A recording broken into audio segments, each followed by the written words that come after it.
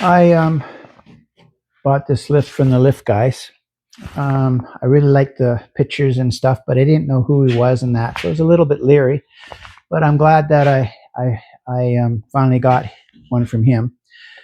I was looking at the other ones. There's some black ones on Marketplace, and they have blueprints for their height, and that's what really turned me onto this. Is I've set this one at the height of the black units. Okay, it says when you do the math, it ends up being 5 foot 11.7, which is what this is here.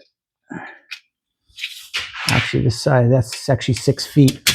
Down here is, because my floor is a little uneven. Yeah, that's it right there. So 71 3/4 inches. So you can see I'm not 6 foot tall, but if I was 6 foot tall, I'd bang my head. Actually, when you walk underneath stuff, you step up and down and you bang your head. So that's the main reason I wanted it, because I need more height, because I do a lot of fabricating and I don't have a lot of room in my shop. If you look, I'm doing stuff down here. I have a saw. My truck's over there, and I've got the box for the truck up top. You can see that in the video. So you have to decide what you want. Like, are you happy with bumping your head? Or maybe you're short. If you're over 6 foot, you're going to be, every time you hit your head, you'll say, why did I do that? Anyway, take a look at this.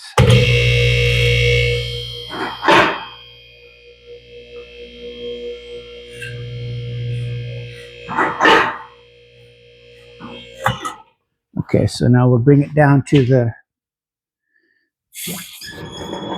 lock. There's the locks engaged. Okay, so now we'll see what the height is. Okay, you can see there's quite a difference. I'm happy about that. Okay, 77 inches. I believe that's what they say on their, yeah, they say that on their drawing, so you can't complain. I'm going to put lights, and this is just temporary for while that's up there, but I'm going to put lights and stuff on there and use it when I fabricate, because it's a nice workspace.